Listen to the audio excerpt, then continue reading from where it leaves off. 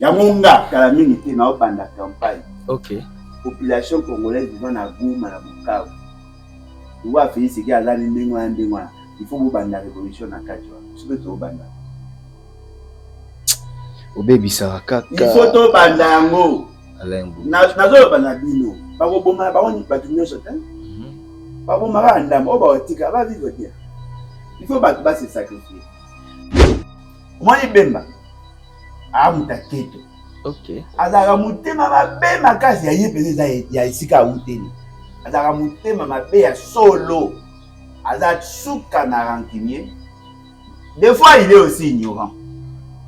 Mais pour mes aliboui, soko pesiye raison à vous sanctionner, à sanctionner. Boy sanga soki mutwana yaki. Ba sololi. Amemi ba élément ba sengaki. Même s'il n'avait pas convaincu Bemba. Il pouvait dire, voilà, il y a un procès verbal. Il était là, on te soloni, après ça, il y a un élément, argumentat qui ne m'opposait de bonne foi à sanctionner. En ce moment-là, attends, là, on côté là. OK. Yo boy. Yo boy. Donc, il m'a mis bêti ma ça ma col. Na ma ça na ma col. N'a que ba ozonga. Na Congo so va suspendre. Et si. Azonga ta ba ça va mo na partie de tina mbuzu. C'est tout. Je te fais les Nicolas, on va préparer ma bloc, il y a un remaniement, un gouvernement, et ainsi de suite. J'ai suivi Corneille Nanga hier. Nanga qui dit oui, tu collaboreras. Tu collaboreras na Rwanda, na Ouganda. C'est pas Yakobomba, c'est peut-être que je vous informe, mais collaborer, ezali, abi collaborer, eza forcément te batindi biso. Et là, vous avez que na nanga na bateau ya pouvoir de la honte ba munyo se bara na même quoi. Lequel? Mais pourquoi Nanga a-t-il attendu à ce que cette déclaration Salema na Rwanda pour réagir? Quel est son objectif? Parce que toute communication doit avoir un objectif. Pourquoi a-t-il communiqué? Parce qu'il y a un binoké. Marambo Balobi, oui, te reconnaître. Mais on le savait. Tu vois, Bino Balobi a collaboré na Rwanda. Mais il y a Bakisi qui a collaboré na Ouganda. Non, à Bakisi, Toye Baki déjà. D'abord, ceux qui sont en opération, na FC 23, Baouti place Missa. Baouti na Kinshasa, Baouti na Rwanda, Baouti à Ouganda. On a beau mettre la discussion. Il y a 3 places où Baouti.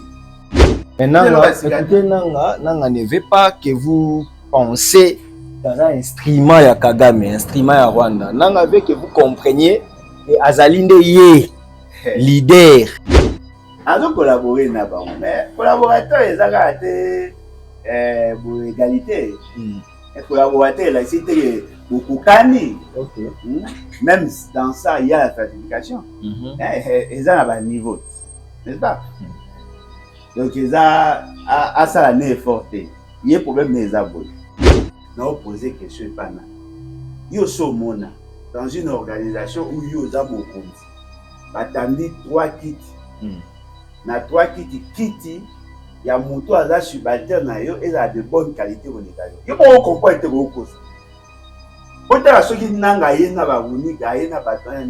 autant la comporte, autant la déclaration à le bâti, autant la comportement à ma cadre. À tout ça, vous remarquez, c'est rare de trouver un bantou na ceinture. Il y en a un, ouais. Ah, on a un nilotique. Car on va venir à nilotique pour toucher. Car on est bazo. C'est-à-dire, bazo sécuriser, bazo gérer. C'est la même situation qu'avait Laurent Désiré Kabila. Ok. Quand Étienne Tshisekedi a dit qu'il y a des panaya pour dire que Laurent Désiré Kabila a été pris en otage, banane.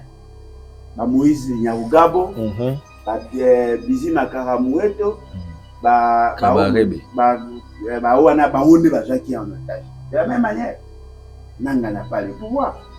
Au moins, même Wilingo Mawana, aujourd'hui, Henri Magie. Est-ce que vous pouvez sentir Babungi c'est d'abord ba Rwandais. Wilingo mayaki na ampleur ba période d'abord ba Rwandais na ba Ougandais. D'abord na ba moto ba ba ba ichontu mu batina ba masa ba salde.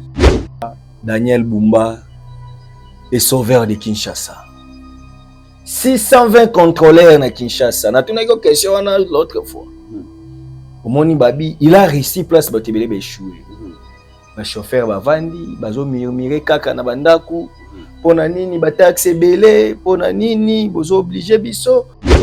Mais maintenant là, ils ont posé problème. Ils ont maramba vignette. OK. Ils ont maramba vignette.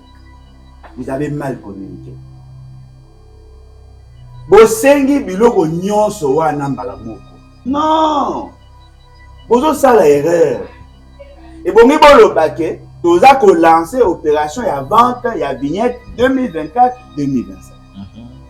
En ce moment-là, batu bako se conformer. Contrôle y a permis. Contrôle y a contrôle technique. Et ça routine. Ouais. Et ça routine. Ils ont beau ça nyonso. Il y a pas monnaie de troublé bat. Et ça routine. Qui va conduire sans permis? Monsieur, tout ça la contrôle la vignette. Au foot de vignette, il y a un permis. OK. Mais ce que vous avez permis, au combattre. Bino opération bo ça la lelo, et opération à vignette. OK. Et là opération à permis. Beaucoup contrôler permis pour les routine. Pour na bino bo mona ke vous aurez gagné. Parce que si vous avez une chance, vous allez au foot. Mais bon, si vous calculez le manque à gagner, il y a l'inopérationnalisation du système de transport. Le manque à gagner, où ils ont constitué, où ils ont constaté pour le reste de l'économie. Et ça plus fataliste que ce que vous pourriez gagner. Et comme le roi de Neville mort. OK. Bah tu veux pas comme ça attends. Bah tu veux pas mettre ma cause. Bah tu veux pas limiter. Conséquence? L'inauguration de l'université de Kananga. L'université de Kananga, bien avant, c'était l'université officielle de Mbujibayi. Quand le mensonge prend l'ascenseur, la vérité prend l'escalier. On a promis, on va donner les chips aux députés. Il y aura des chips.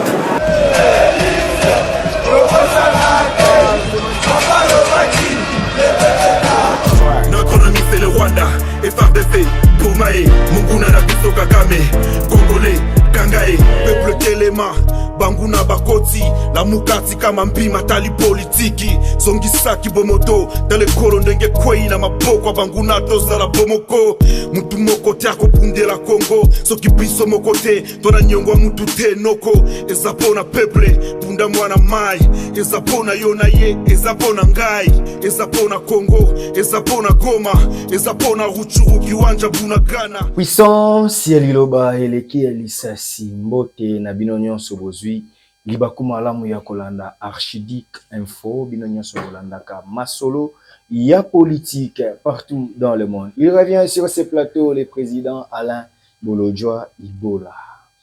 Le président national du parti politique Levons-nous et bâtissons Bandeko Balandi Nebike ça vraiment esengo ya Rosana na plateau pour essayer de décortiquer l'ensemble de l'actualité en République démocratique du Congo. Papa Alain, mbote na yo.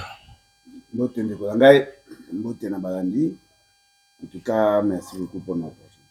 Bonne santé. Bon. Toujours Bundarak. La santé va bien. Toujours Bundarak. Mais le pays Siro, ça va, pays Naraï. Le pays c'est mère. On a évité comment va se faire là. Bon, il y a ma belle. Et que ma belle. On a évité pourquoi les choses vont bien. Parce que à chaque fois quand vous créez l'espoir sur base de déclarations à bas politiciens, vous montrez que Makambouane a abouti ça. Oui, Sabino. La paix Rozonga parce que tu es au Rwanda, on va exploiter ensemble. Puis c'est vraiment Sakima, tout ça, tu négocies là. Après, vous voulez tu me bandis. Vous avez le droit de retirer EAC, m'amener ici là, vous créez ce espoir. Après, vous voulez EAC, m'habiter au Sadek, vous faites espoir dans Sadek. Après, Sadek va boniter, va créer un tampon et s'inviter. Après, on est comme on a au Doha. Après, Doha, au États-Unis. Après, États-Unis, au Doha. Après, chaque fois que vous perdez, chaque fois que vous créez l'espoir sur base terrain, nous perdons du temps. Nous perdons du temps. Bonagal est quoi en 2022? Ah, tout côté en 2026. Ça fait pratiquement 4 ans. Comment? Et quoi qui en 2025, janvier. Une année. C'est une année. Sport au bino pour créer, non comprendre. Une année, Goma, ils en ont beaucoup. Ya ba ndeko wana ba rebelle. Manque à gagner, ya République. Nini bongi ko sala, attitude nini bongi ko za nango. Lelo koyeba ke une année comme ezaki. Attitude à beza ou on fait seulement. Ah, seulement. Quand vous changez le leadership, là seulement. Le leadership, ça fait partie de la conditionnalité pour que vous espérez trouver des solutions aux problèmes. Pour battre les barrières. Comme on dit, très souvent, économistes, puristes, même au cas qu'il suffisait seulement de prendre certains facteurs tels que le capital, aujourd'hui la nature, aujourd'hui le travail, pour qu'il y ait la productivité. Mais avec le temps, ils ont compris que le management, les AIP moko ya badiloko et ça la rakimagambé qui est bien. Après c'est un exemple moko. Vous prenez Muzito, vous prenez Matata. Les deux sont des économistes. Ouais. Bombay ça est connu, publiciste Bombay. Bien que moko a se pencher qui la monnaie, Bombay publiciste. Romi Balé va assumer la même fonction. Mais beaucoup remarquer la différenciation que l'on peut faire, que l'on pourra faire entre les deux, c'est dans le management. Ok. Comparer management à Matata, comparer management à musique. Bon, mon avis, on va dans même maïle, il y a classe. Mais l'essence managériale à Matata est celle qui est ici du colo. Ça c'est un problème de management. Vous pouvez avoir les mêmes aptitudes, c'est-à-dire le même dispositif. Mais quand il s'agit de management des gens, moi je vous dis, et je peux même vous certifier ici, si nous avions seulement un président sérieux, un président discipliné, un président qui s'y connaissait, certaines questions allaient être résolues facilement. Parce qu'on peut tout dire. C'est un héritier d'innombrables réformes initiées par son prédécesseur. Mais on ne sent pas les effets. Parce que justement, il était dans un esprit à Kolinga, que ça la tabou la rasa. Il voulait tout effacer. Jusqu'à tel enseigne qu'il est dans l'intention de changer la constitution pour faire disparaître Kabila. Alors que le principe à gouvernance, c'est le principe à continuité. C'est-à-dire que le manque de management, les autres poussés à des décisions irréfléchies, irrationnelles. Naturellement, ça nous maintient dans un cercle vicieux. Ok, pour en sortir dans cet engrenage, les autres commencent de plus en plus makasi.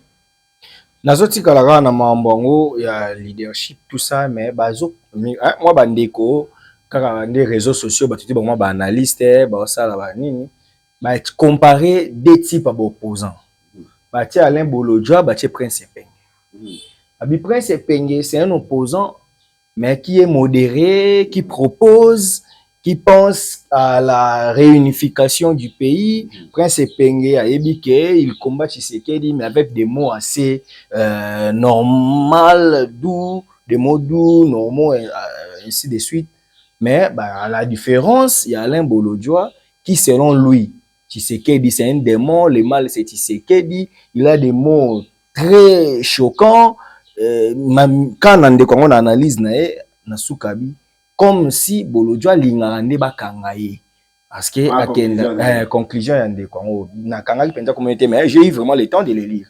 Atie des photos na bino, atie à comparer, bah tu peux bazo commenter. Alain Bolodjoa, moi te ke yo komo bima na image ya ba opposant ba radicaux wana oyo ba mona ata litanga ya bolamu moko te na pouvoir en place alors que l'opposition peut dans ma proposition et après comment on appelle aura bien. Bon, il est en droit de faire cette analyse. Comme nous critiquons les autres, nous pouvons aussi accepter d'être critiqués par d'autres. Ouais. C'est ça la beauté à Yannick. Il y a démocratie. Moi, je le prends lui, le monsieur, et je prends Perrault Louara, par exemple. Lui, au lieu d'analyser des faits par rapport à ceux qui ont le pouvoir de décider, lui préfère critiquer plutôt les opposants et applaudir les gens du pouvoir, alors que Perrault Louara, par contre, il critique et les opposants et les gens du pouvoir. Là, on a ça l'analyse. Pourquoi lui se base-t-il sur la qualité de l'opposition alors qu'il devait plutôt se baser sur la qualité de la gouvernance? Parce qu'en réalité, on peut avoir Alain Bolojua opposant, mais si les faits sur le terrain, ils ont démontré le contraire, lui ne ferait même pas l'analyse.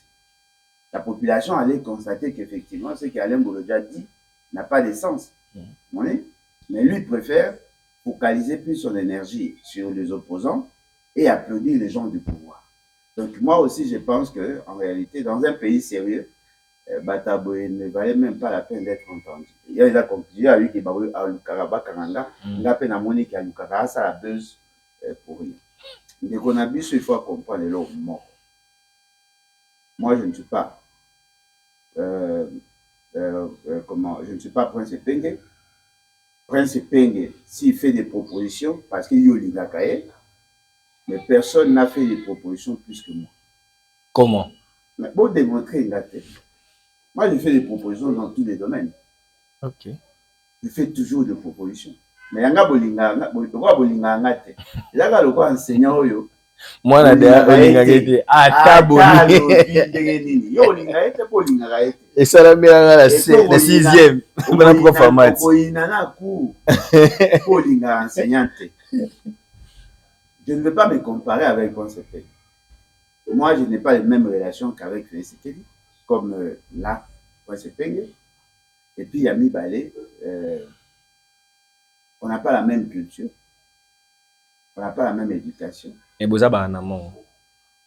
Non, on n'a pas la même culture, on n'a pas la même éducation, au-delà de tout. Comparez-moi aussi avec Etienne Tshisekedi. Kasi yo ndiko kominde siko ya chichi. Oh, mais bango baba Tshisekedi state. Yoko miya chichi. Ya nazolo ba ngaza na voza pe Etienne Tshisekedi. Pour barara nyonso. Tenga bara, tenga sala ba proposition. Mais la proposition n'a pas boboui. Moi, j'ai dit Félix Tshisekedi n'est pas compétent.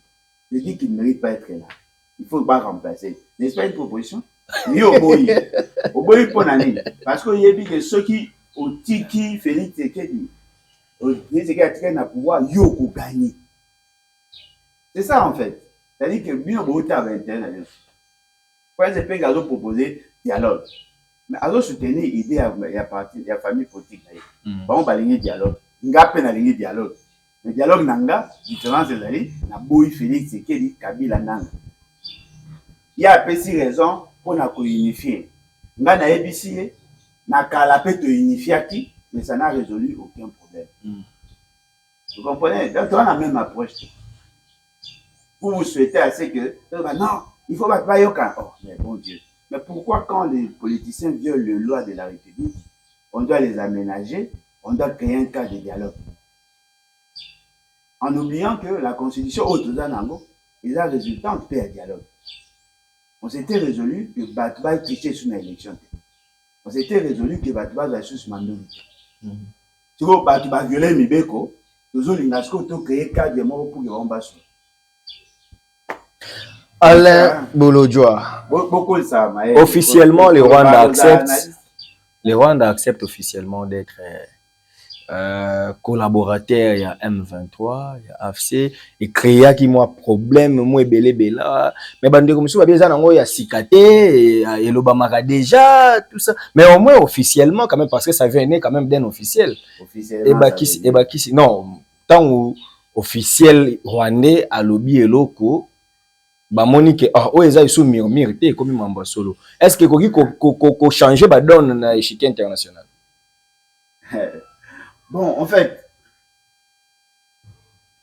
Moi, Alain Bolodjoa, je ne réfléchis pas comme tout le monde. Ok. C'est ce qui fait de toi Alain Bolodjoa. Celui qui a réfléchi, le quoi, il faut que ça ait classe, n'a pas de la classe, n'a pas ma le quoi, et là, c'est vrai. Toute communication en politique a des visées. Ok. Ce qu'on moni moutou, à Kati Kolo Kolo à Tiki Mandef, il veut vous faire passer un message. Parce que les bouchons d'Agui Nasuki. Voilà pourquoi vous trouvez, quand vous regardez le comportement de Kabila, les actions qu'il a pu mener, à chaque fois qu'il a posé un acte dans l'État, il change de coiffure. C'est comme ça qu'il communique. Ce qu'on moni Kabila à Tiki Mandef est belé, à Tiki Suki est belé, il va qu'il n'a plus on attend en pression, on attend en guerre. Il fait ça. Mais quand il veut aller, par exemple, au Boutana, il y a les bandes à Katissu qui n'est normal, à Tini Coiffure n'est normal. À chaque fois, il communiquait aussi par rapport à l'accoutrement, par rapport à l'email. Posez-vous la question. Quel est l'intérêt aujourd'hui à Rwanda, à Loba, dans face à monde, qui a Bundakapé pour Namabele, il y a Zaka derrière AFCM 23. Ils visent quoi? Parce qu'il faut qu'il y ait une raison. L'ambassadrice n'a pas autant à lobby et l'Okwana. Et Bongaki n'a si maquillé, tu vas contester à moi. C'est-à-dire que tu vas douter, tu vas attaquer à moi. Tu vas se désolidariser. Il y a une réaction contraire na Rwanda? Non. Tant qu'on va voir sa vidéo, il y a Kagame, Aza Kolobake, Aza. Par rapport à rétablissement de l'histoire et tout ça. Vous pensez que les arbres a fait isoler? Je vais vous donner des tout a été planifié. Non, mais bien évidemment, moi je ne suis pas comme mes bandes sur ça, analyse approximative. C'est que moi je comprends. Aujourd'hui, la configuration internationale n'interdit pas à un État, au nom de sa sécurité, au nom de sa souveraineté, d'attaquer un autre État. C'est dans la pratique. Si la loi internationale l'interdit, mais dans les relations internationales où les instruments, il y a diplomatie, ils ont coupé ça la possibilité à un État de le faire. Parce que le président américain a légitimé ça. Bobo Sanate que les Chinois ont des problèmes avec Taïwan. Bobo Sanate, les Russes ont des problèmes avec l'Ukraine. Il y a d'autres États où le bazar au Bunda. Pour leur sécurité, ils font la guerre à d'autres. Le fait seulement que le gendarme du monde aujourd'hui a s'est décidé, il y a des pays sous au nom de sa sécurité, ça légitime en fait ces démarches. Ce qui veut dire que Kagame aujourd'hui n'a plus raison de se cacher. Donc, qui va les critiquer en fait? Qui va les condamner? Ils sont dans ces démarches. Ils vont. D'abord, la question, il y a Bissot. Ça, une stratégie à sécurité, la Kabuli question en deux. Ils vont en international en tant qu'État, et puis ils vont dans la CIMA AFC en tant que partenaire AFC. Tout le monde savait que AFC travaillait en collaboration avec le Rwanda. Pas seulement avec le Rwanda, avec l'Ouganda aussi. C'était connu de tout le monde. Nous en parlions. Vous avez dit l'origine, il y a Bitumbawana. On vous avait dit comment l'Ouganda est intervenu, n'est-ce pas, pour que Bunaga n'ait quoi. Tout ce que vous dites aujourd'hui, nous l'avons déjà dit. Mais ce qui est surprenant, les opposants modérés n'ont pouvoir excessivement excellent, n'ont jamais perçu les choses dans cet angle-là. Aujourd'hui, vous êtes surpris. Pourquoi? Parce que tout le monde est conditionné à réfléchir de la même manière. Nous avons établi la responsabilité de l'Ouganda, Nachiti à Yabunaga. Nous étions incompris. Nous connaissons les visées du Rwanda. Même lorsque nous disions à Kagame, à Félix Tshisekedi, n'approche pas ces messieurs. Même quand les Congolais disaient, raison économique. Moi, je vous disais, non, il y a aussi le visé historique. Et puis certains disaient même que la France et l'Allemagne étaient des meilleurs ennemis, mais aujourd'hui, ils sont des meilleurs amis. Ça... C'était en 2019. Hein. C'était ça les discours. Non, mais effectivement, voilà pourquoi j'ai dit, au regard de la formation, éducation, perception des choses. Je ne peux pas réfléchir comme tout le monde. Je suis désolé. Parce que Bino, tout le monde va réfléchir ça, le fait. Ok. Moi, je ne réfléchis pas que sur le fait. Moi, je réfléchis le fait et les éléments qui entourent le fait, les périphéries. Ok. Et puis moi, quand je réfléchis, je fais entrer plusieurs dimensions à la fois. Quand je réfléchis sur Félix Tshisekedi, ou Lingo Lingate, la dimension anthropologique entre là-dedans, la sociologie entre là-dedans. Je vois le niveau d'études, natalaka esika kola, natalaka comportement ya famille naye, natalaka clan naye, natalaka tribu naye, natalaka milieu esika fanda, natalaka mwasi naye, c'est-à-dire natalaka baame naye. Je me dis, au regard de telle situation, le coup la outil n'a telle origine, à ça la telle eloko, à ça la telle eloko, il va tomber dans ça. C'est comme ça que moi j'ai réfléchi. Et j'ai été formé pour ça. Donc, Ponanga, tout Congolais, c'est une question d'actualité. C'est un insensé. C'est ça ma conclusion. Parce que Moutou est normal. Awoyi ko kamote. Ok. Awoyi ko kamote.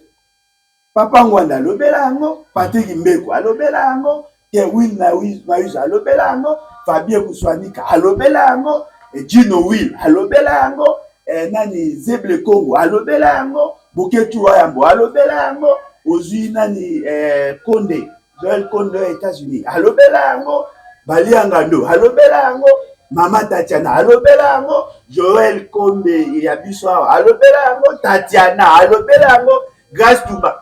Tous ceux qui m'ont approché, tous sans exception, en ont parlé. Na yoko lobela. Et là on dit ya sika, o bino okamo. Obi pona ni, wana politique elenge ye. O ezalaka soki bofandi, ikaboke bi ah, ikaboke bi. Mweti sikoti, mababale. Et sili. Obi pona nini? Parce que ton électorat derrière éliminé na coupe et mababale sili. Ba o luka siko, bazoki siko na débat Ferré na Gims. Fali na Gims. Après tiye aussi là, après bazonge lisusu bale. Non. Non. On crée le buzz. Par rapport à ba mutao kama ke Kagame lo baka o ya mabe. Bon tant on ba vérité expansionniste d'Azali. Pour lingi boyo binsa lo lo rasika. Vérité expansionniste. Eza gani. Mais j'ai suivi Corneille Nanga hier. Nanga qui dit oui, tu collaboraka. Tu collaboras na Rwanda, na Ouganda. C'est pas Yakobomba, c'est peut-être que je vous informe, mais collaborer, ezali, abi collaborer, eza forcément te batindi biso. Ah, ça aussi. Et là, vous avez que na Nanga.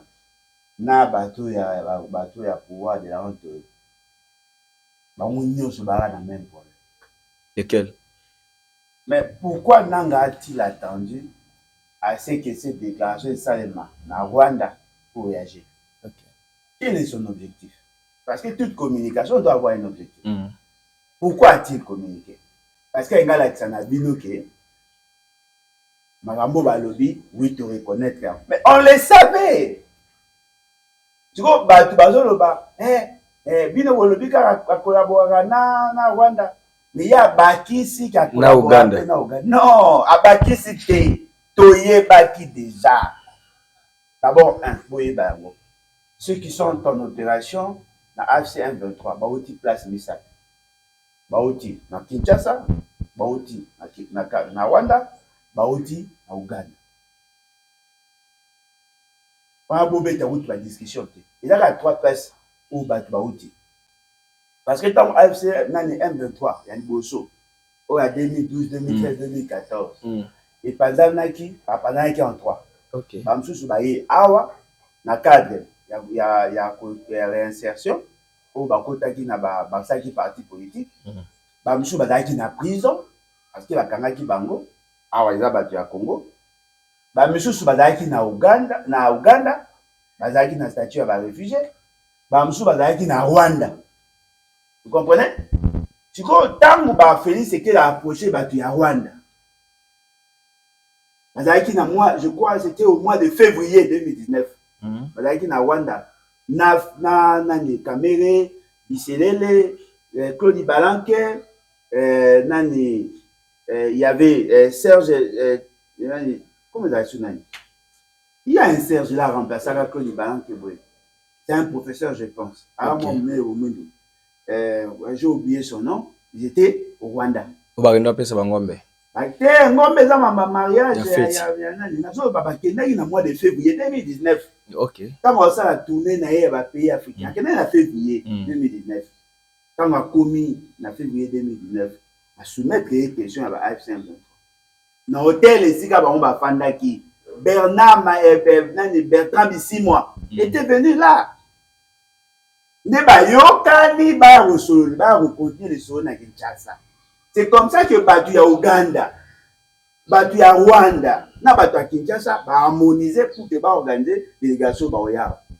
Cette délégation wana bayaki, l'essentiel d'entre eux n'avaient plus de passeport. Tout na bango bayaka na passeport ni. OK. Ils sont venus chez nous parce que au Sanate, ba kimara en 2020, 2019 et 2013, 2014, en 2019, ba vous avez un passeport pour valider. Il y a 5 ans. Il y a 5 ans. C'est comme ça que Bayaki Goya awa na Kinshasa. Et là, on se peut foboyer. Bateau bazaki na Uganda. Tant que si na bango ba soye ba moye ke Félix Tshisekedi azoyo kanate, bazongaki pe na Uganda. Les opérations pour nous attaquer, ça m'a dit na deux fronts. Front côté à Uganda, front côté à Rwanda. Au-delà de tout, on a posé la question. Tant que bitumbe bandayi ko salema. Tango bazui Goma, tango bazui Bunagana, bazui Goma, bazui Bukavu. Les opérations au bango bandé au salle économique, ça transitait par quels états? OK. Qui ne sait pas que frontière ya Bunagana et Fungwama. Tu vois bateau bazana Bunagana, ba échangeara bio na bango wa. Na Uganda. Tu vois bozo kamwa ke bazana coopération ndé. Ba fungola ba frontière. Ba échangeara basala commerce. Mutu soka alinga kende Rwanda lelo, osombi billet awa ata na nani Air Congo awa, na comment Ethiopian awa, osombi billet ya nini? O transiter wapi? Soit na Kenya, ni okitaka na Rwanda. Okitaka na Rwanda parce qu'ils sont en coopération, ils font des échanges. Ils accèdent na ba carburant, na ba sucre, ba miliki, ba zoramu wapi. Na ba pays wana. Moi, je ne suis pas surpris parce que l'origine, il y a FC23. C'est dans ces pays-là, au pays, le sous commerce, na pays là, ravitaillement, na pays wana. Ceux qui Kabila et de Goma, ils passent inéluctablement par le Rwanda. Parce qu'ils sont en coopération. OK. Alors, nga, nazoka, moi, n'engeni ba Congolais, ba omona, le quoi est l'orasika. Maintenant, écoutez, nanga ne veut pas que vous pensez dans un instrument ya Kagame, instrument ya Rwanda. Nanga veut que vous compreniez que Azali nde ye leader oyo azali ko leader na mambo ya Tshisekedi te ye bochaka ye te ke azali na sima ya ba Rwanda ya banini ya lingi bolo ba ke yende leader aza ko collaborer na bango. Azo collaborer na bango mais collaborateur ezaka te pour égalité. Un collaborateur là c'était beaucoup cani. OK. Même dans ça il y a la certification. Ils ont un niveau, n'est-ce pas? Donc ils a ça la n'est forte. Il y a problème mais ça bouge. Bonjour moi ngate. Hanem naza mokonte. Je te rébito tu en as posé oza mokonte. Ebi oza itwantomo. Et bani ata soko matu kiti. Ndeko nanga yeba. AFC et Salami na ba cendre ya M23. OK. Vous comprenez? M23 existait, M23 était opérationnel. Ouais. M23 a joué de Bunagana. Vous comprenez? Ba yego sangana na bananga. Na Kenya, ba yego sala AFC. Tant ba bandaki, ba nego koma AFC. Après, bah, il faut comprendre qu'en international, AFC ils ont la base T. Oh, ils ont la carte, il y a un rapport, ils ont la carte, pour parler déjà enclenché, il y a M23. Voilà pourquoi il y a ici M23. AFC bar M23. Mais il y a M23 pour la ligne. Parce que les dialogues, les discussions, EAC. On ne parlait pas de AFC, on parlait de M23. Pour que ça soit sens, ils ont la M23. Na M23, il y a deux branches. Branche militaire, na branche politique. Branche militaire, ils ont Uniga. Okay. Branche politique, ils ont Bertrand Bissimo. Okay. Uniga, azalaki déjà moto ya babitu, babanda AFL. C'est-à-dire qu'Azam Mouton a une opération, il vivait de ça, c'est-à-dire qu'il est né pour tuer, il est monsieur Naye Yangoana. Bien qu'il soit Azana Batu Naye, oh, Bapare Nagaye, ils ont Batu Bazara na Rwanda. Nakati na bango, il y a Batu Bazaba Boana, Bana Bambou Ebele, Nek Bambonga, toujours Bani Ebele Bazali, na Mokolo Hôtel au Capioyo. Il est de ya Fanda Kola. Ok. Donc lui, il était déjà opérationnel. Il avait déjà conquis certains espaces, même à niveau des médias et ainsi de suite. Maintenant, ce qu'on a gagné, qu'on s'accrocher dans le combat, c'est AFC. Mais AFC, c'est un aspect où il s'agit que Nangaye Nambongo, vous comprenez? Et puis Nangaye qu'on aide Bango pour que M23 comment qui n'a vers la fin à comment il n'a souka parce qu'en international ça ne passait pas, ils étaient classés comme des groupes terroristes. Ouais. Donc il devait pas attaquer Bango. Maintenant pour la aider le Kwana, lui il a donné l'argent, ça les Logasika et Bimi et Komi. On a posé question et pas nan. Yo somona dans une organisation où yo zamo konzi. Batandi 3 kits. Na 3 kits il y a moto à subalterne et a de bonnes qualités au Nigeria. Il faut comprendre que vous ça. Potala soki nanga yena ba unika yena batanya nyoso. Potala comporte, potala déclaration à zolo baté. Potala comportement ya ba cadre. Ato sakana. Papa, ozo sala nde fort la biso ngeza yo. Eza yo te po yo moko banga. Moto a décidé de pas na bino.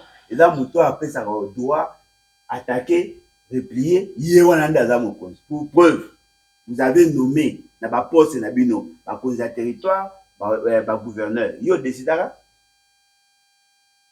est-ce que yo décida qui au Tchabatouan choko décida qui pour na nini ba bikolo misu ba se retrouver te ka bikolo benga ba yamulenge de ba on peut avoir raison c'est qui serait à la base de la mort de Magloire Paluku papa. Et là, il y a des gens qui ont dit ce sont les Rwandais qui gèrent là-bas. Ce n'est pas lui. Il y a des gens qui ont dit ah, le roi de la poire vert. Ce qu'on dit, ah, voilà, il y a des poire vert. Ah, bah, tu as bazawan. Bah, tu es le roi symbole. Mais tu n'as pas vu ta balle éteinte. Ah, il y a un tomo. Moi, on a donc, et là, le logo va débat dans la boue, mais Nanga veut se justifier. Qui valait quelque chose.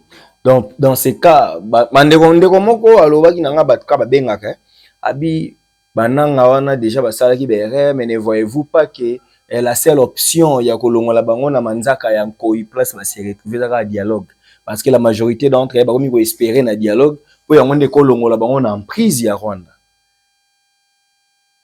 Ouais, ce qui nanga ko bima vivant et obimara grâce à dialogue. Ok. Pour cela, je ne vois pas comment il va s'en sortir. Parce que Nanga wana la da sur écoute. Maza pour maîtriser l'union soyaye. Asala qui est fort à recruter des jeunes, bateau bazaki na fa de sina ba jeunes soit tine ba formation et consort. Et bon gars on a dispositif de défense la sécurité naïe. Les autres ont compris, ba imposer bateau musu sur asika. Vous remarquez c'est rare de trouver un bantou na ceinture na ya nanga ouais ara na ba nilotique ka o ba bengi ba nilotique ouais tuchi ka ba oni bazo c'est-à-dire bazo sécuriser été bazo gérer yé c'est la même situation qu'avait Laurent Désiré Kabila. OK.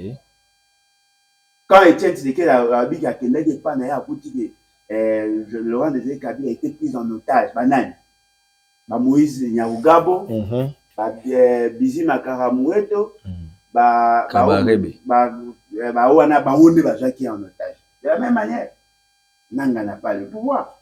Ou mon même ba Wilingo Mawana, aujourd'hui ba Henri Magie. Est-ce que vous pouvez sentir ba Kabungi c'est d'abord ba Rwandais. Wilingo Magie na en plein ba période mo. D'abord ba Rwandais na ba Ougandais. D'abord na ba mote ba Araba ichwantu batinda ba mbasa ba salle déjà. Ya monga kala mingi te na obanda campagne. OK. Population congolaise vivant na Goma na Bukavu. Tu vois Félix qui a zali ndengwa. Il faut banda révolution na kachwa. Biso to banda. Obebisa kaka. Il faut to banda ngo. Alembu. Nazo bana bino. Ba ko boma ba oni ba tunyo sotan. Ba boma ba ndam o ba otika ba vivre bien. Il faut ba se sacrifier. On change les chapitres. Alain Bolodjoa. Toujours en la Kinshasa. Le directeur général ya Ogefrem suspendu. On a le solo mo ya détournement. Il y a combien? 1 600 000 dollars américains. Yemuki. Balobi. Oh, Maram Tanzalo, Abisos. Babi Aliaka. Yo question. Azwara 150 000 dollars chaque fin du mois na compte ya fonds secret de recherche. Non, Jeffrey. Suspension. Mais il n'est pas les seuls. Dans tous les départements, les alliés. Même Constant Moutamba. Non, il avait dénoncé, mais ouais, bah fonds secret de recherche. Oui, n'a eu le bon. C'est comme ça qu'ils vivent. C'est ça, Félix, c'est qui est sa bande. Les lois va suspendre un décoana. Ben, bah, c'est ça notre explication.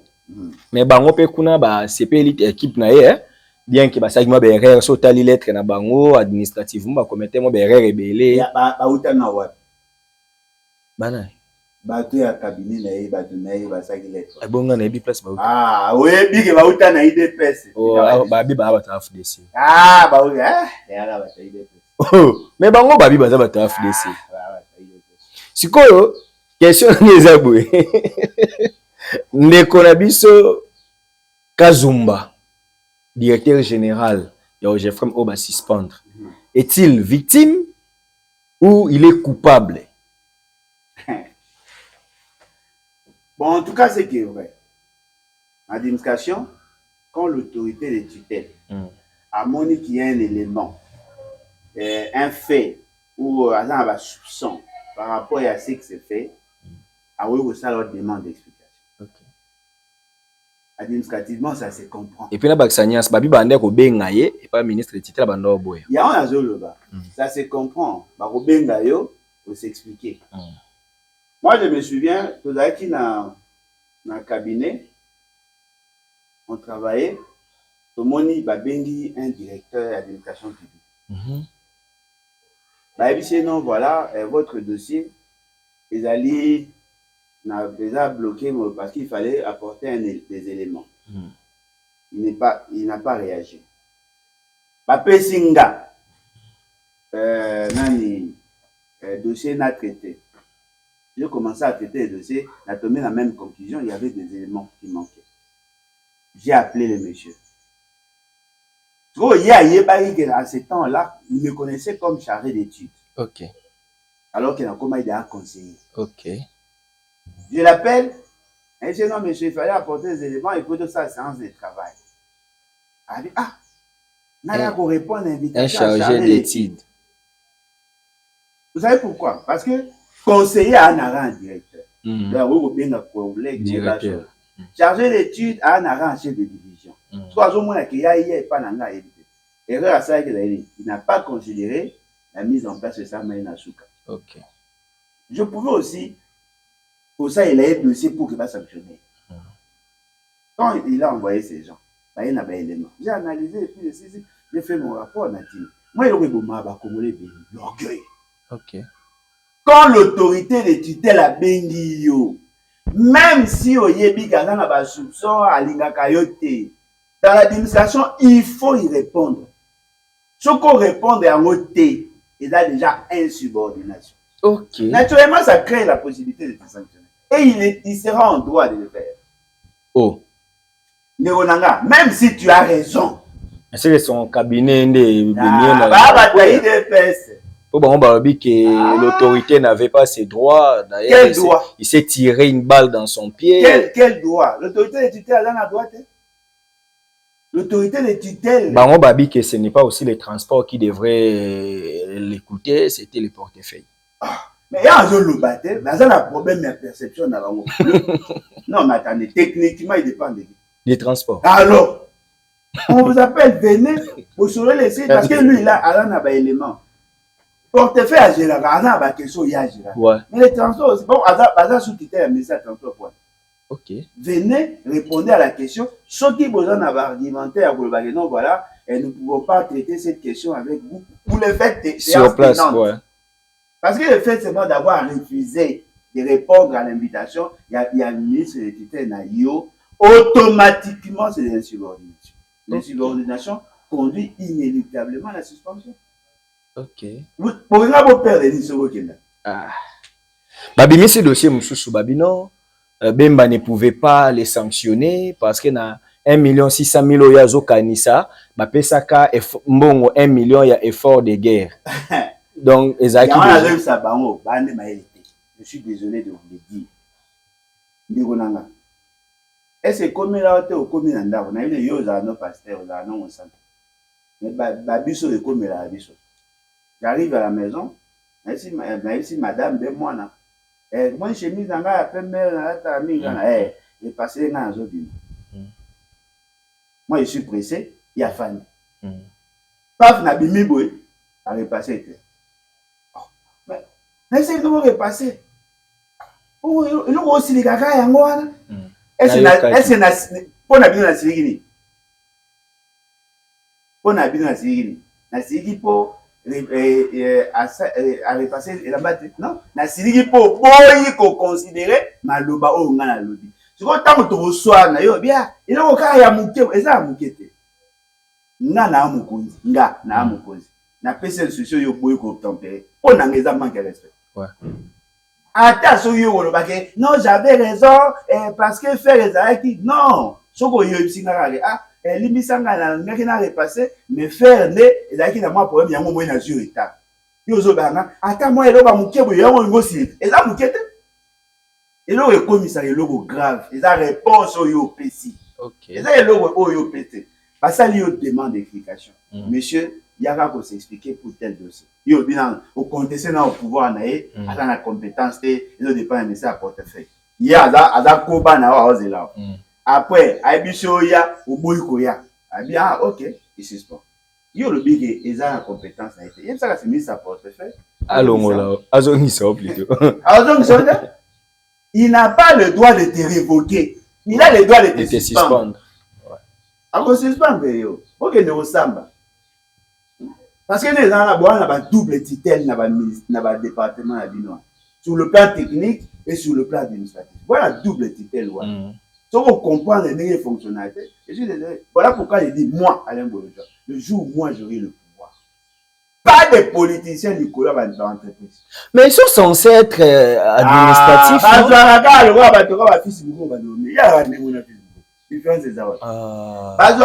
Politicien par rapport à un fils maison yo Jeffrey papa ou soit membre ya ba entreprise publique mais comme ça ba commander ba acteur politique papa ngai ya boza entreprise publique comme acteur politique vous avez la capacité à redresser entreprise on te prend c'est tout pourquoi vous voulez politiser l'entreprise publique ah azolinga bisote et pour toza na parti comme ce que yo cause même parti politique. C'est ça la conséquence. Il y a mon entreprise dans la canard boité. Pourquoi? Parce qu'on a politisé ça. Il faut dépolitiser les entreprises. Déjà ça. Bateau, agent de carrière, gérer, lié dans la partie politique. À ça, la moussa, on a mes conscience. Il y a lié dans la politique. C'est comme ça qu'on va garantir la rentabilité, le rendement là-bas. Mais sur les d'abord, on va militants. Guerre politique, n'a pas il y a positionnement, ça joue sur l'entreprise. Déjà, ça crée un dysfonctionnement. Bon, on a moni président du conseil d'administration, Ami Simakutano, na discours, na interview à Salaki. Abi, ce n'est pas une question de triomphalisme. C'est une question de kanisa, le quoi, qui est un règlement de compte, tout ça. Il à respecter la autorité de tutelle ba Monique ba ndeko azaki na ba mabe bon ona ye aboyino ko pesa mo o nini yazo landa kaka procédure ndenge ezokende po moi guerre comme dit AFDC IDPS Okama en tout cas il y a CP ata goloba monta CP mais j'ai trouvé quand même ce réponse il a dit ça j'ai trouvé qu'il est quand même sage les gars ont IDPS mais bon à ça il preuve la sagesse parce que le mot est là quand on parle d'autorité de tutelle n'est pas été sur le bout la autorité là ici OK autorité la kizi mokonzi na yo moi Bemba a mutaketo OK azaka mutema mabe makasi ya yepele ya isika uteli azaka mutema mabe ya solo aza suka na rancunier des fois il est aussi ignorant mais pour mes aliboy soko pesiye raison ya ko sanctionner a sanctionner boy sanga soki mutwana yaki ba sololi amemi ba élément au basengaki même s'il n'avait pas convaincu Bemba il pouvait dire voilà il y a un procès verbal il était là on te sololi na pesa ki ba élément na argumentaki mais mon coordonné de bonne foi à sanctionner en ce moment là attenda na côté là OK yo boy Uboyi. Donc il m'a mis bêti masasi makolo. Na masasi na makolo. Nega keba bozonga. Na Congo so ba suspend no. Esili. Azonga ta ba websaka mokonzi na parti de tina mudumuso. C'est tout. Je te paye Nicolas ba préparer ba bloc ba ya ba remaniement ya gouvernement et ainsi de suite. Assemblée là ke Bemba lo mesika na ba chamuta desa. Et puis ba na poids politique ya moi ya so. Lelo yo bandeko ba. Mais au-delà de tout. Annonce kaka ya remaniement. Na ba mise en place, il faut pas ça na ba entreprise. Ils ont poussé bango ba s'entretuer et moi j'aime ça. OK. Talaga na ba comportement na bango, tous les dossiers les lots. Au moins tout le monde devient agité. OK. Bango bimi ça va dossier à kala pour se saler mutuellement. C'est ce moment là que j'aime. Et là c'est sentara l'aise mais ce ko yango. Na oza sko ba elela. Question na moza ya ba intérimaire oyo parce que tout le monde mutu muso asala ba 8 ans comme DGAI. Tout le monde on a RTNC madame Dibambo asala intérim tango mulai. Tout le monde na madame Carola Guito asala intérim tango mulai na Sonas. Moi ba kawa neza mwebele. Le lorsque intérimaire akoki pe ko nommer akosama nyonso lokola DG nommé to awazana ba limite. Na mboka mutu na sima koliko bamwa yebisa no leadership ya pyramide renversée mutu na sima koliko bilema ba o diriger ba tambaele bazana c'est comme ça au moins en règle générale l'intérim rôle la 6 mois ouais il faut ceux qui vous avez intérimaire soit vous le confirmez soit vous nommez quelqu'un d'autre pour que ça la que l'intérim parce que l'intérimaire déjà avant a pouvoir réduit ouais. Le pouvoir de nomination, il doit aussi la nomination. Il ne peut pas prendre des grandes décisions où il faut changer l'eau. Il est là pour expédier les affaires courantes. Le dossier en cours, le traitement, mais il y a pour ça. En entendant qu'il est décidé là. Mais chez nous, ce n'est pas le cas. Moi, j'ai vécu dans mon cas ébélé, dans l'entreprise, dans CNSS, dans Sonas, Sonal coûte l'eau, il y a privé, mais ça, la ok, en tout cas, partout, c'est ce qui se fait. Un intérimaire, il commence à faire des mises en place, pour nommer, pour faire sur la matricule, ça, c'est du désordre. En réalité, tous les actes, wana, ils sont contraires. Et bon, mais ça a dit, mais il faut continuer pour créer des effets, justement parce qu'on n'a pas respecté la procédure. Au moins, il est dans la Constitution. Un intérimaire, on a précisé, non, il ne peut pas faire ça, il ne peut pas faire ceci, il ne peut pas faire cela. C'est de la même manière. Tu vois, pour l'année, il va intérimaire, d'abord, la raison, il peut la la procédure, l'essentiel, il y a pas intérimaire lorsqu'on suspend. Suspension, peut dans la délai. Pourquoi suspendre le pour la 6 mois et pour la 6 ans? Si vous suspendez, et là, la mesure conservatoire, vous les suspendez, vous traitez les dossiers, soit vous les rétablissez, soit vous le moliez. Mais arrêtez les boutiques, vous n'avez pas un gouverneur, papa, yaka, mon connaît un poisson, afandi, tia longwa. Tito le baléloi. Madame Masuka, chez Masuka. Ouais. Asala qui est intérim. Asala intérim taboulaï, et puis, le baki, Azaki réélu. Mais pendant qu'elle menait ça, elle a posé tous les actes de droit. Tous les actes. C'est pas normal. Beaucoup de choses appellent normal. Il y a ça que c'est ça le management. Ok.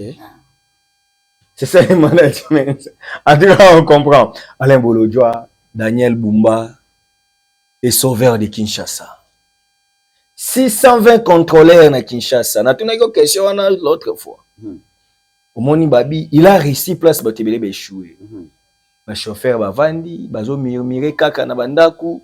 Pona nini ba taxe belé, pona nini bozo obligé biso.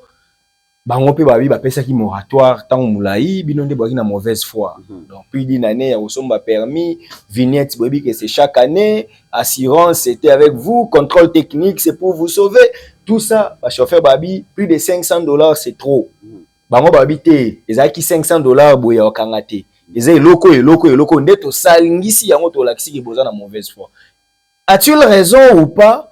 Il y a un contrôleur boye, koluka ba chauffeur bazala en conformité avec la loi. Bon, moi je ne voulais pas se verser là-bas. Je ne veux pas réfléchir comme tout le monde. Ok. Parce qu'il y a risqué la même conclusion. Mais je voudrais quand même dire, il y a une part de vérité. Bon, bref, j'ai dit, le gouverneur, s'il a dit ce que vous avez dit, il a raison. Ok. S'il a dit ce que vous avez dit, s'il a formulé ça de la manière où il le dit, il a raison. Pourquoi je l'ai dit? Lorsque vous savez ça, du coup, d'abord, il y a service mortel. Ouais. Ça, c'est déjà un. Il y a service mortel. Des deux, la période, il y a lancement, il y a l'opération, et ça me peut n'attendre mortel. Je sais que, net naka nanga. Tous les véhicules, il fait là, conduits par bateau bazan a permis. Ils ont commencé par là. Mon chauffeur a gagné aux permis la météo. Ok. Après ça, il moratoire, il écoute à qui parmi bataille bosso à qui permis. Ok. Si va opérer ça moratoire, il y a qui a permis. Ça c'est une autre opération. Balobi et sengeli bamituka et na contrôle technique. C'était après. Ouais. Là, nous parlons là de 2025. Ok, na ça ici, soi-disant contrôle technique. Par exemple, na soi-disant. Pour laquelle la mouture va monter, na mismoti. Ah, c'est bon, à ça les rapports. C'est le coup ici. Après, on fout à foutre. Il y a contrôle technique dans la misu. Et après, bah, connu, soi-disant contrôle technique. Bossi ici. Ici. Ça, c'est un autre jour. Ouais. Bah, lobby, et c'est une assurance. C'est en ce moment-là que moi j'interviens. Ok. Yo, l'État, le gouvernement, obligé de te foutre l'assurance. Ok. Et ça, bien. Mais c'est facultatif. Les autres dépenses, nanga, ouais. Na service, na zanango, na souscrivant qui pas na bango. Parce que bango ne va pas nanga. Pour ceux qui ont 5 000 années, aux autres niveaux, ils ont eu un cop national. Ok. Moi, je paye l'année pour libéraliser le secteur. Hein? Ouais. Et là, c'est un. Les Alisuka, Sonas, c'était la société. Na Sonas, pour les à l'État. Na posa, na pesa rambongo, kuna benke na ebike bangolia na bango, mais foutaka ba Congolo, basala kuna. Peut-être qu'un jour, Mokonza Malonga akoya, akotuna bango ba compte, bongo eko servir na ba mususu. Que na Sonas, quand ils ont marnanga. Mais maintenant là, ils ont posé problème. Ils ont maramba vignette. Ok. Ils ont maramba vignette. Vous avez mal communiqué. Bosengi biloko nyonso wana mbala moko. Non. Bozo sala erreur. Et bongi boloba ke toza ko lancer opération ya vente ya vignette 2024-2025. En ce moment-là, batu bako se conformer. Contrôle, il y a permis. Contrôle, il y a contrôle technique. Et ça, routine. Ouais. Et ça, routine. Il y a ça. Il y a mon autres troubles. Et ça, routine. Qui va conduire sans permis? Monsieur, tout ça, la contrôle la vignette. Au fout de vignette, il y a un permis. Ok. Mais ce que vous avez permis, au combattre. Bino opération, vous avez la lélo. Et ça, opération à vignette. Ok. Et ça, opération à permis. beaucoup contrôler permis pour les routine. Ok. Beaucoup contrôler. Donc les gens doivent savoir que tu vas contrôler, on a permis, et il fait la kaka. Donc déjà. Oh bino bobaki si lelo et la vignette. Tu vois bino tellement de communiquer na luingi, bo sangisi nyonso ezo ambuye ba. Bino lelo bo ça l'opération permis. Bo ça opération avant il y a vignette. Pour vignette ezali annuel. Permis ils ont la durée à 5 ans. Ouais. N'est-ce pas? Bon. Et alors, tu vois pas bo sangisa nyonso. Non, ils ont créé confusion. Vous allez lancer opération avant ta vignette. Vignette veut dire, nazo futa, droit, n'est na sa ilaga, zela l'État. Vous lancez. Vous avez l'État fabrique la bino banza. Ah, ah, débat monsieur. Aujourd'hui, vignette. Vignette au bino bo teka. Et ça vignette il y a 2024-2025. Et la question est, muto mutuka na ekotaka na circulation avant 2025, ndaza concerné. N'est-ce pas? Vignette au teka 2024-2025 est concerné mituka o ekotaki na 2025. C'est-à-dire que muto ala na 2000 mutuka na ye ekotaki en circulation en 2025 n'est pas concerné pour y avoir foutre ta vignette 2025-2026. Boloba yon buta des autres. Boyo kasiko esika bino bobi machiko bobi mamabe. La motivation bino bozo pesa ya koloba na bato ke bozo sala yango pona ko faciliter circulation. OK. Ezo bima lokola bolingi bo jiguler la question embouteillage en imposant aux gens de payer ces éléments là. Non, c'est pas la même chose. C'est le montant papa. Il faut trouver un autre mécanisme communiquer ma bé. Pour trouver la solution aux embouteillages. Non, communiquer ma bé. Et loko bazo senga wana, eza pour embouteillage te. Ezali pour exigence ya code de la route. C'est ça? Ouais. Pour embouteillage, eza problème à ça ba viaduc, pour ça ba route secondaire, pour bomisa ba état ba route, pour veiller sur la discipline ya ba route. Vous comprenez? Bien qu'ils en a ba moi relation à moké dans le sens que quand vous avez des gens qui ont des permis, on sous-entend que ba bateau ba bi code de la route. Voyez-vous? Mais bozo sangisa. Pour sangisa wana ça crée de la confusion. Le fait seulement que vous lancez ces opérations en désordre, pour n'abino bo monake, vous aurez gagné. Parce que si vous avez une agence, vous avez un foot. Mais boye bango. Si vous calculez le manque à gagner, il y a l'inopérationnalisation du système de transport. Le manque à gagner, où ils ont constitué, où ils ont constaté pour le reste de l'économie. Et ça plus fataliste que ce que vous pourriez gagner. Et comme le roi Geneviève mort. OK. Va te lever comme ça. Va te lever avec ma cause. Va te lever avec limiter. Conséquence? Vous perdez. Donc voilà pourquoi j'ai dit, lorsque vous êtes en face à Babilo Wana, vous avez une émotion, vous avez un sentiment. Vous avez un modèle d'analyse. Vous intégrez toutes ces variantes-là. Vous allez comprendre bien. Même stratégie n'a bino la communication et qu'on résulte dans votre stratégie là. Voilà, nous allons commencer à lancer la vente à la vignette. Vous avez un exemple netinga, ceux qui n'ont pas gouverneur à Kinshasa. Na ebige, les Congolais, ils ont financièrement inculte. Ils ont gérer finance. Ils ont fait des choses qui ont salaire dans l'État, je commence la campagne de sensibilisation et la vente à vignette en janvier. Février, je commence les opérations à vente. Dans le février, mars. Pour une année, vignette, une année. Autant en janvier. Je ne dis pas en février.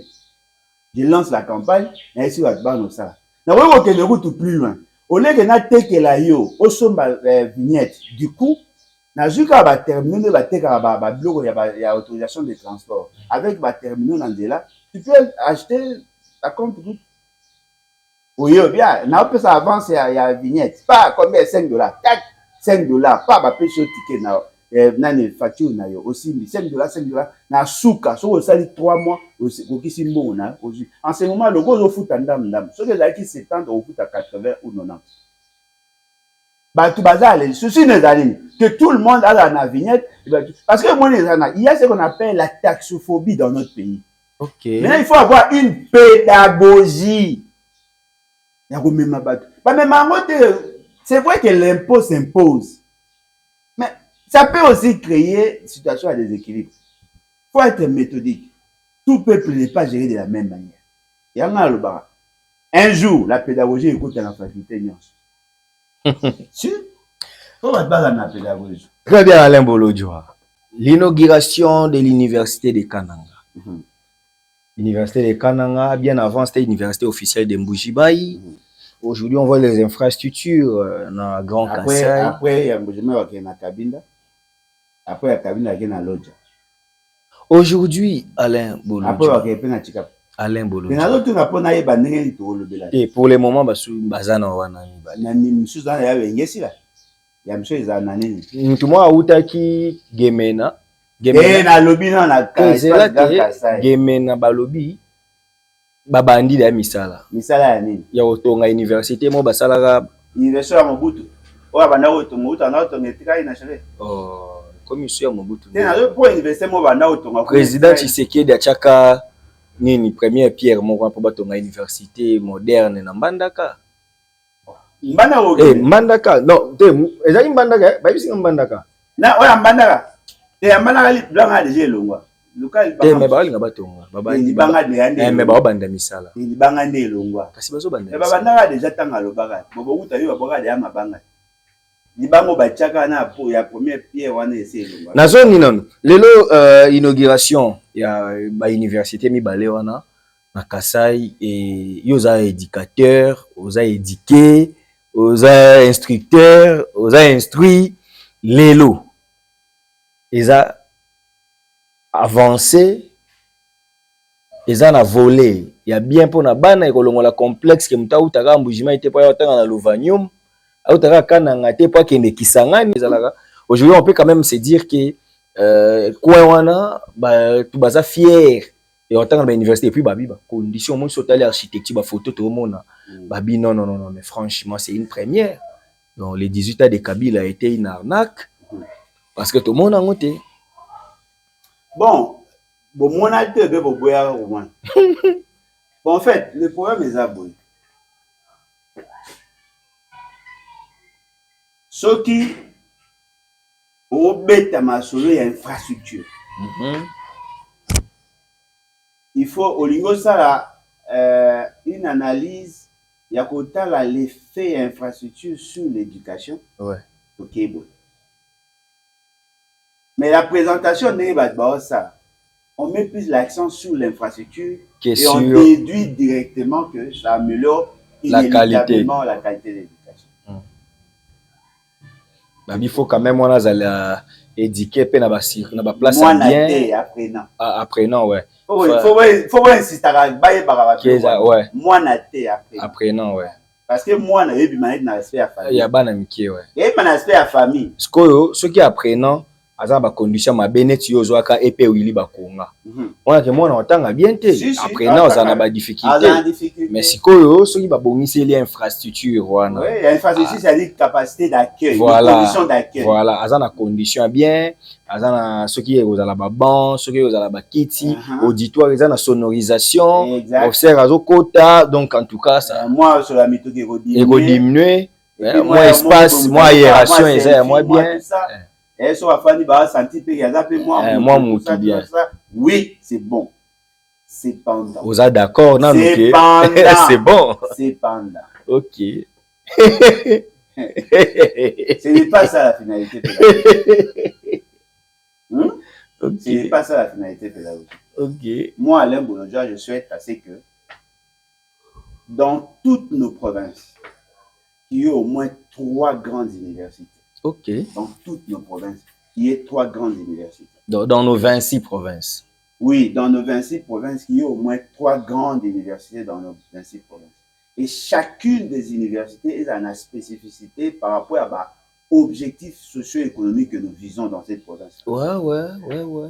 C'est-à-dire, ce qui est accueilli, par exemple, dans la province à Grande Orientale, la spécialisation dans le Tchakuna, la principale spécialisation, agriculture, pêche et élevage, domaine wana, c'est-à-dire phytotechnie, agronomie, médecine vétérinaire, tout ça, nous sommes na formé bango parce que les domaine nous pour répondre au développement. Na mine. Parce que dans la province minière, la mine spécialisation et puis les autres éléments les amis. Institution enseignement et éducation nakat. Otie makambo etali makambo ya ba comment médecine nakat parce qu'on en a besoin. Voyez-vous? On forme des jeunes. Mais bah c'est basé plus spécialité na bango ezali par rapport à ba besoin na bango. Bah, il faut spécialiser les provinces. Voilà. Toutes les provinces n'ont pas les mêmes réalités. Ouais. Le système d'enseignement a conformé bah du nyon son ndengemo. C'est pas intéressant. Je veille sur ça. Mais donc, moi, il faut voir, quelle est la finalité pédagogique? La finalité pédagogique ne peut pas se mesurer par rapport à la condition et à bâtiment. Non, c'est un élément essentiel. Mais ce n'est pas ça. Ce qui importe, c'est le curriculum. Ce qui importe, c'est l'organisation à la filière. Ok. Et là, le problème, il y a matière au bateau ça. Et là, les questions, il y a qualité enseignement. Pas qualité à bâtiment, mais qualité enseignement. Cette question-là, j'attends des réponses. Des enseignants agrégés avec une bonne moralité. De bons enseignants. Ouais. Le cadre de travail, bien, c'est-à-dire la gestion à carrière, ainsi de suite, avec les bâtiments et tout ce qu'il y a comme matériel didactique. La sélection des étudiants. Ouais, ouais. En ce moment-là, test d'admission moi, oyo atteint l'université. À cause c'est basé na bâtiment. Moi, j'ai été étudié dans une université dans une université de grand, il y a grand prestige et tout ça. Non, on parlera maintenant cette fois-là de la qualité d'enseignement. Par exemple, nous attendons na université réputée en France. On ne parle pas du bâtiment, on parle de la qualité de l'enseignement. Moi, j'ai étudié à l'Université pédagogique nationale. Pendant que moi, j'étudiais, il y avait un problème de locaux, il y avait un problème à la toilette, il y avait un problème à...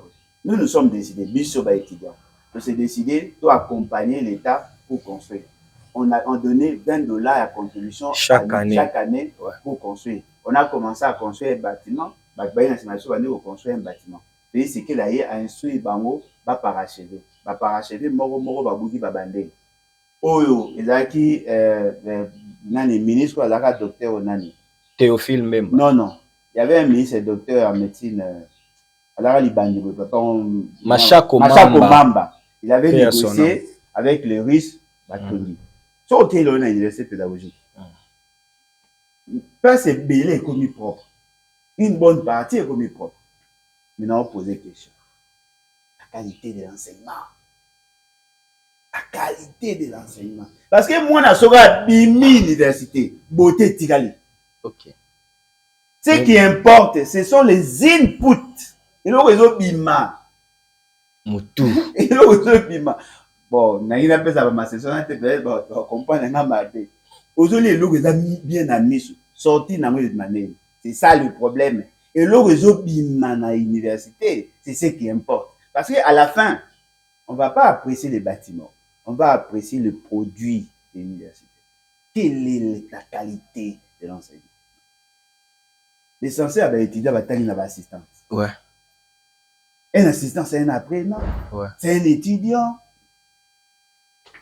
La professeure est bénie par actualiser. Si pas au moins ça a 20 ans. Si pas au moins ça a 20 ans, il n'actualise pas. Il n'y a pas de bibliothèque. Même s'il y en a, il n'y a pas la culture lecturale. Voilà. L'évaluation se fait avec compétence. Un étudiant qui fait tout un cursus mathematique alors qu'il y a une bibliothèque. Attends, roman. Attends, il faut ça, moi, synthèse, moi, sur 3 jours, tout ça. Mais les arrêter. Souci la bien des années. Moi, j'attends un bâtiment bien, toi, à la bien formé. Ceux qui vont répondre à la question, vous comprendre que on est encore loin. Mais il fallait quand même prouver d'abord une bonne volonté à l'infrastructure et puis la qualité de l'enseignement. On veille parce qu'il y a tout un programme. La question de l'infrastructure n'est pas résolue en fait. Okay. La question de l'infrastructure n'est pas résolue.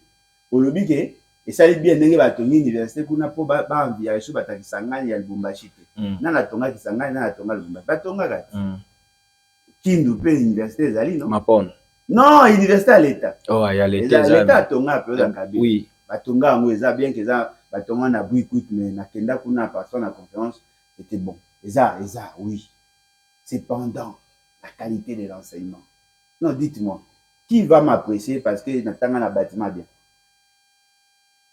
ça c'est un problème Nazabu, qui va m'apprécier parce que natanga na bâtiment bien yo tanga na il facile et là on y a malongé ça non kutu lelo nde bonga non mais là on y a malongé ça bon tangela nga siko bato ba bima na ifasik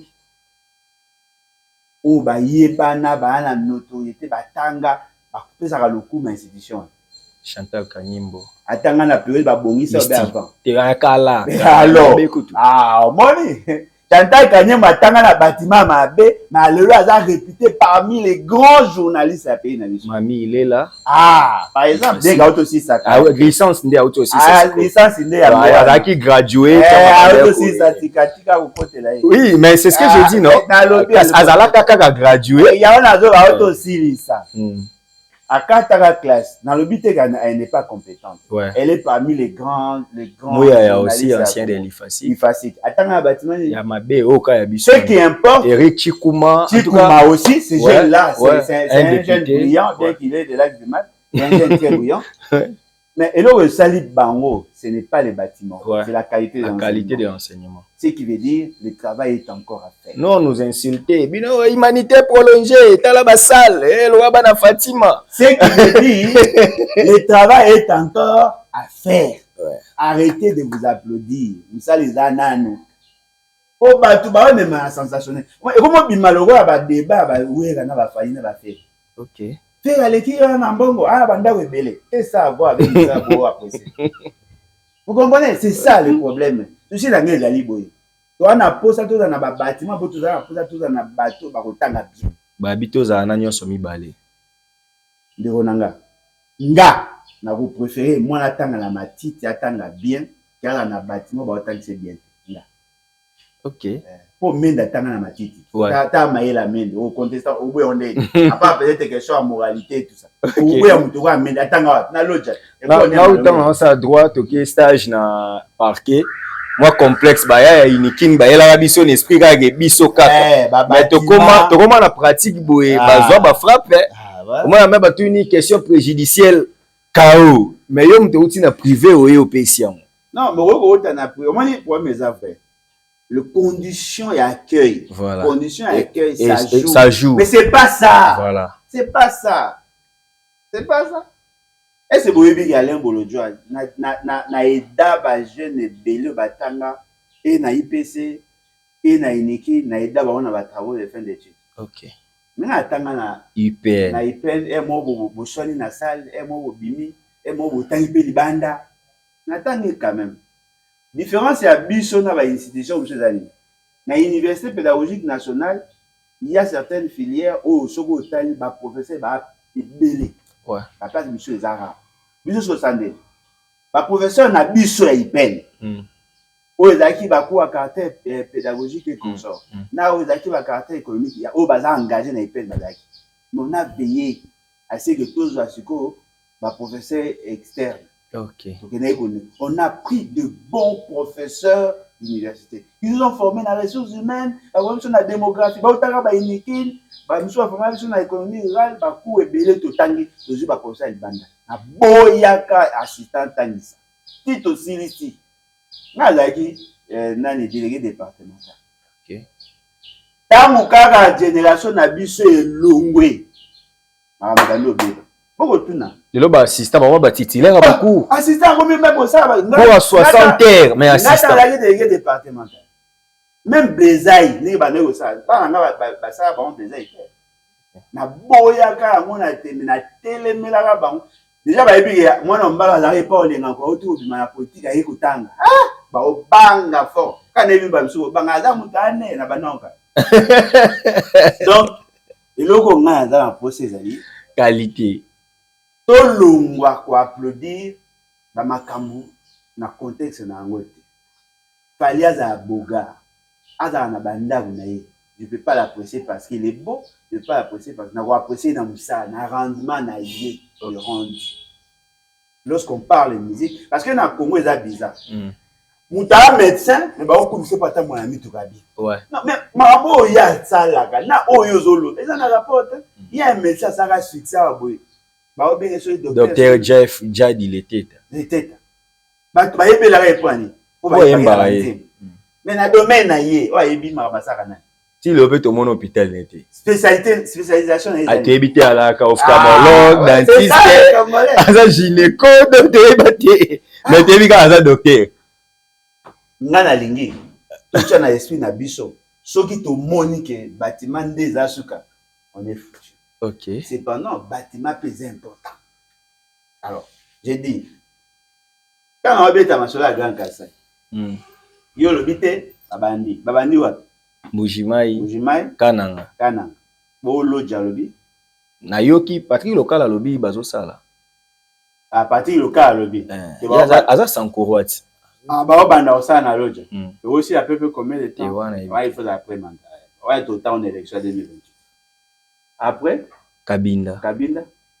Nante. Tu sais pas? Nante. Le misali zanan? Misali zanan. Tu peux m'en mettre quoi? Tu es bagé babadi. Tu vois pas? Tu vois pas Nante. Buta?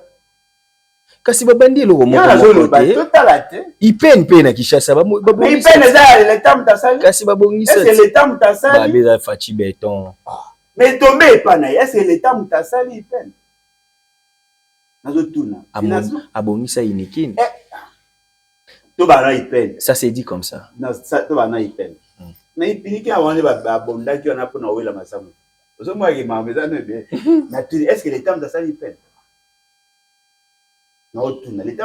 comité. Et alors, bon, moi, je suis quoi? Sur la supervision. Ah, quelle supervision? Vous savez, ma financement, négociation, de ça, m'a avant fait, c'est comme ma pouvoir. Moi, on a négocié avec les professeurs. Lorsqu'on a créé l'IPEN à partir, c'était un décret, je pense. À l'époque, c'était une ordonnance, il y a 2005. On a mis l'Institut pédagogique national pour l'université pédagogique nationale. Moi, je suis la première promotion de l'université pédagogique nationale. Il m'a dit bien.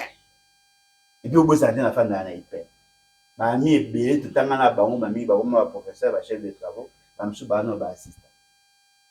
La fréquentation, il peine presque chaque jour. Presque chaque jour. Il peine bien. Le nom du pauvre, il peine à passer. Alain Boulodjo. Tout le monde a des barrières. Mais non, pour ce qu'on a question. Si ce qu'on peut dire, il va coter. Va coter déjà. Inikin. Va coter déjà. Va coter. Oui. Ah ok. Va coter déjà. Ça c'est bien. Oui bien. Va coter. C'est bien. Très bien. Alain Boulodjo, on tend vers la fin de cette émission. Maintenant, une question. Ezawa. Apparemment.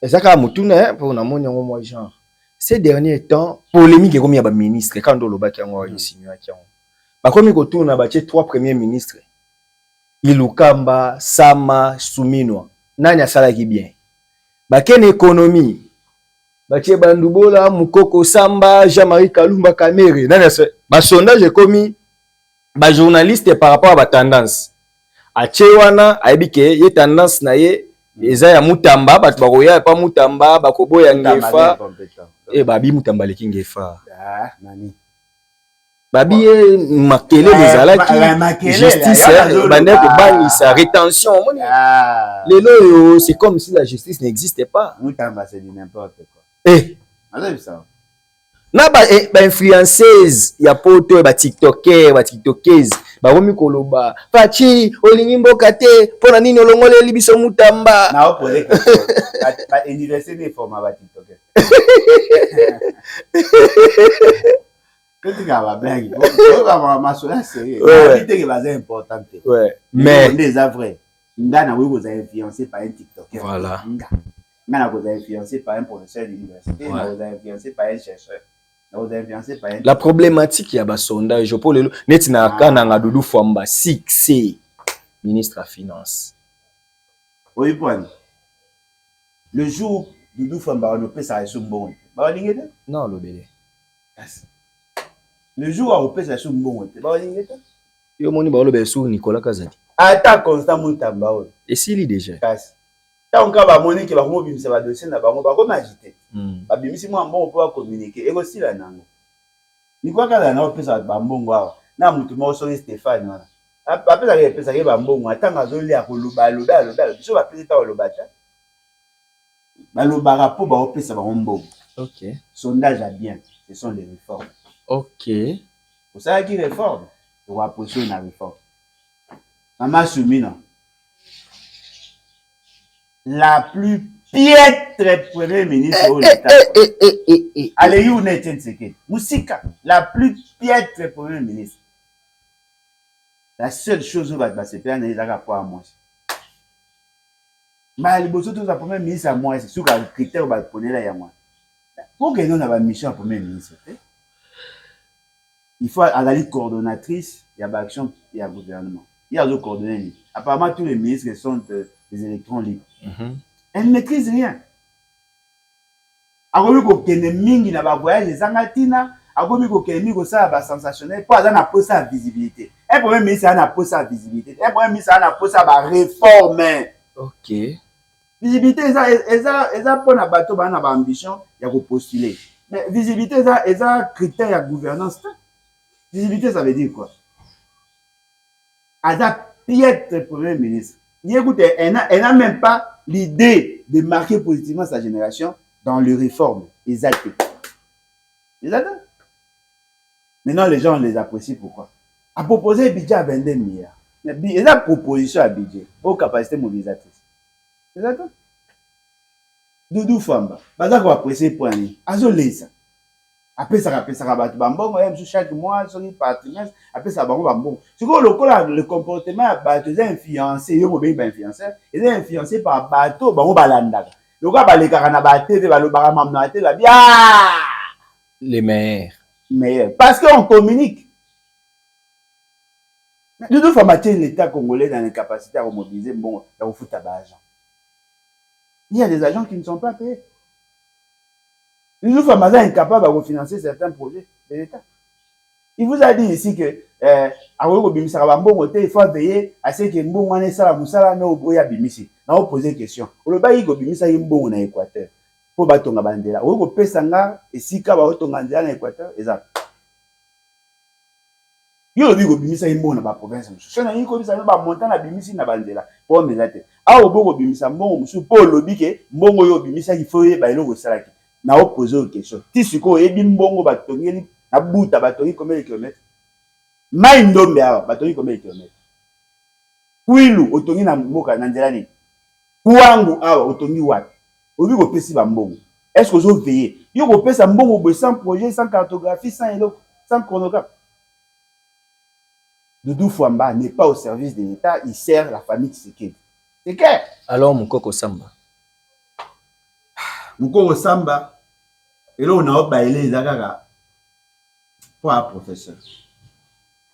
Ma yele o nga na yebela Mukoko Samba. Na makambo na zo mona.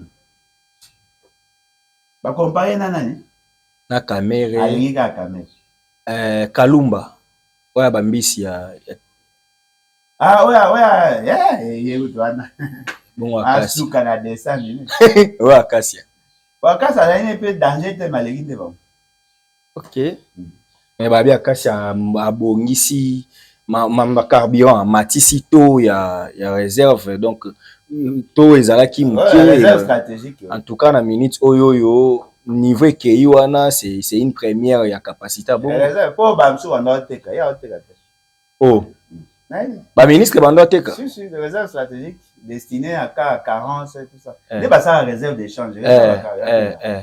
Parce que ba bando teka. Si, ils vendaient ça. En contrepartie, ils vendent de l'embambo. Ah. Mais Aram paye des pêches. Formal. Donc le Aram paye des pêches au boyega. Yo paye des pêches à bien gros matin, ça gars l'homme. Mais on est quand même d'accord dans Moussa Sali. Mais aux zones d'Imara, en tout cas, c'est qui est vrai, il n'y a pas de raréfaction. Il y a une certaine stabilité du marché. une certaine stabilité du marché. Mais il y a quand même du travail à faire. Ok. Ça, c'est bien. Bandeko balandi, tu vas sur l'émission. Papa Alain Bandeko, babaki na tout na radio activité à libati. Mabina olo biso mingi. Mais ozo lo bela parti mukie. Ngaza sincère. Nyoso na olo bizaka pa. Moi je suis un serviteur de Dieu. Moi o balobaki na loba so balobi na yoki. Babi yo yambaka président. Bozo lo baka mambu mususu. Mambo les bats photo yeba na bi bon. To bandoza. Po na sala ngo pe mais na ebité pourquoi ba attaquer ngai. Les bats ba programme les andenge. Les bats c'est bas. OK. Omoni biso to alo wa ba genre ba nani. Lo wa bano ba kola mboka. OK. Bana posa obeta bali. Ko bakata matiti. Balongola banzube. Babongisa mabele. Bale lokata nzete na zamba. Basala mapoto. Bazwi ba matiti bakasa makemba. Basangisa. Baliki sachet. Bazwi basinga maputa. Basali bali. Abaka singa makaya. Bazwi dika to bazwi bazwi lidame. Bapaloli. Biloko ezala na kati babimisi pesa asife. Bazwi ba misisa nzete. Bakomi na bilamba ba numéro. Epe babeta bali. Biso to ande mote na ba électeurs bakoti stade ezalaka basombele bale na supermarché aza na vareuse ya yekaka ye kobeta. Faut beaucoup comprendre eloko wana. Les bâti outi na néant. Biso mone to forger to créer briki nyoso to ça eza biso mo. Oye ba yango. Les bâti boyaka kozala ba partenariat na ba parti politique oyebana. Les bâti ana parenté. Moi na sima finance to ana été. L'essentiel, il y a des membres fondateurs à l'époque, il y a des chômeurs. Cependant, pour sa stratégie, on nous qui sur le 26 représentant de la province, on nous qui les membres de la biso basent na poto. Parce que biso nous les gens vivent grâce à la diaspora. OK. Les membres de biso basent na poto. Vous na bango ba parrainer chaque membre. Vous comprenez? Kassai central, un parrain. Grand band un appareil naé ba on jusque ba ba sali cotisation pour que tout commander tout ça nyonso tout ça on a pour personne. Cependant diaspora peut commis secouer ba nous a dit bino bolo ba kaka je tona ba compte tona ba action tona posa ba action concrète ni na ba gena on ba tanana ba boma ba pour na ba ça ba bien ba boma ba donc les gens de tout le bas. Tu as un problème à ma casse, il y a trésorerie, vous n'avez pas été. Donc, il y a une administration pour nous bunda mama mikanda. Souka na guerre de guerre froide et à des fois. Tobundi. To connaît pas au bunda. Mais le mot est sûr et vrai. Olunga kaka. Tokozwa mikanda, tokozwa moyen. Pour participer à l'élection, pour gagner l'élection, on a des canaux, et puis tant qu'on y a, on a ordre, discipline, pour sentir que la gouvernance est échappée. Formule est là simple dans les bacs, gouverner autrement bien. Ça, c'est ça notre promesse. Nous tous sommes à partir des bacs. Si vous avez un map, on a pour ça lien, pour ça il choix ma vie. Tout le bas, on a pour sa qualité. On a pour sa qualité, il faut la licence, la doctorité. Vous avez un servir beaucoup avec esprit d'abnégation. Toi, on a pour ça bon, pour lui, partir va faire ça bon. Ah, bon, et athée. Attention, les actes au pays, ça va être. Bisso, tout ça, on a pour ça, pour organiser parti, na bisso, pour mettre en place un projet, na bisso, tout ça, à ce que le peuple a dit, ma bisso, appelé sa bisso pouvoir, tout gérer, tout gouverner autrement bien. Mais bah, c'est un état d'esprit. Bah, on va y aller, bah, on a bas. Ça va réunion. Premier dimanche, c'est à moi. Non, deuxième dimanche, c'est à moi. Et ça, réunion, il y a la fédération. Il y a Kinshasa, Paris, France, France, Belgique. Ça, la réunion, deuxième dimanche, c'est à moi. Troisième dimanche, c'est à moi. Ça, on a un continent. Quatrième dimanche, à moi, il y a la réunion, il y a ensemble. Là, tu bêtara, chaque coordination, après, ce compte rendu d'ailleurs, tu as comment tu veux ça, peut t'orienter. Bateau, les débats sur les questions d'actualité, et ça, il marre à tous les niveaux, mais en ce qui concerne les réunions d'ensemble, il débat fixe un jour précis pour nous ça là, il va débat. Et Michel, réunion a vu ça à Microsoft Teams. Ça en ligne parce que vraiment la chose bazar partout. Donc on va ça à réunion, il y a place monter pour ça place moko, c'est difficile pour battre la diaspora et tout ça, on a passé. Nous avons la coordination d'Asie avec monsieur Willy Bonga. Nous avons la coordination Amérique avec monsieur Didier Landa. Nous avons la coordination Europe avec monsieur Ange Tounani. Nous avons la coordination Afrique avec Franck Luemba. Nous avons la Amérique dans la Tangi. Océanie, tu as la coordination. Les mots à Bandarati après, à Bungi, j'espère qu'il n'y a pas d'angate. Na Kinshasa, tu as un secrétariat général. Dans le cadre du secrétariat général, tu as bon, il y a moyen de pour des raisons stratégiques. Le secrétaire général Zali, tu as deux vice-présidents. Et dans deux vice-présidents, nous sommes organisés à niveau, il y a directeur national, Alain Bolodjoa, président zone linguistique Ngala, deuxième vice-président, Dr Patrick, zone linguistique Swahili, troisième vice-président, M. Eric Mpinda, zone linguistique Luba, secrétaire général Moyenatanga Congo était zone linguistique Congo, Congo, et puis Toché, nous avons 4 secrétaires nationaux au bas représenter 4 zones linguistiques, secrétaire généraux adjoints, bas représenter 4 zones linguistiques, après nous avons 15 secrétaires nationaux où chacun a un domaine spécifique par rapport à la gouvernance de l'État. Ok. C'est-à-dire ce sont des ministres Nabiso. Voilà. 15.